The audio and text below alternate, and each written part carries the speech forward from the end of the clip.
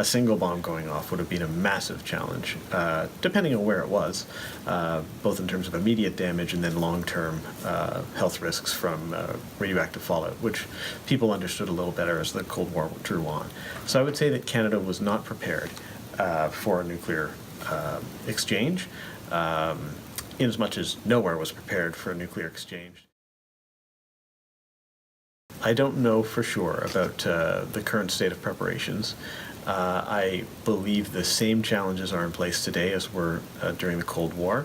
There is less, whereas once there was structures such as the Diefenbunker, which were really designed for the survivability of government.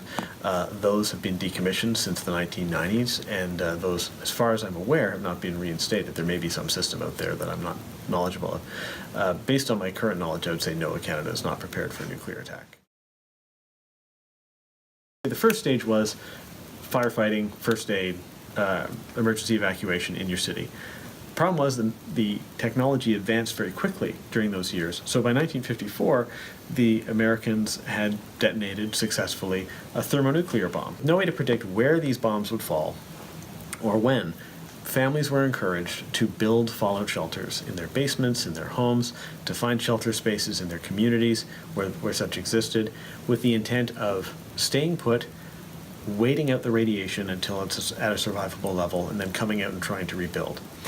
The government did not anticipate that the entire country would be blanketed top to bottom with nuclear bombs, but a single bomb against the United States would blanket a large portion of Canada with radioactive fallout that would, over time, decrease in its intensity. So the idea was to save as many lives and property as possible.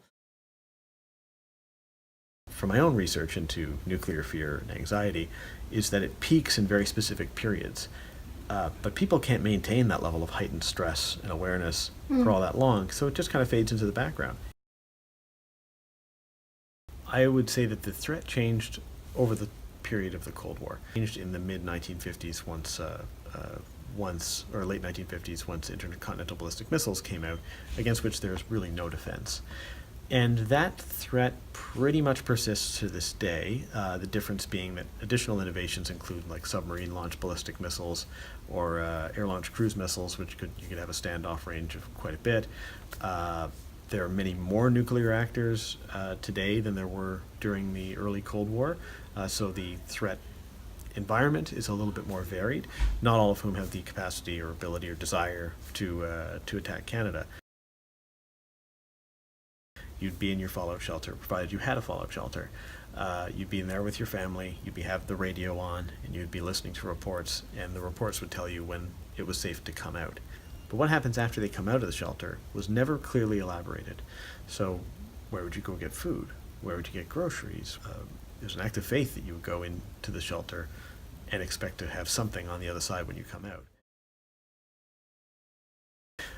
We live in this post-nuclear world. We're all marked by this post-nuclear world, but we don't really have a plan for a post-nuclear war world.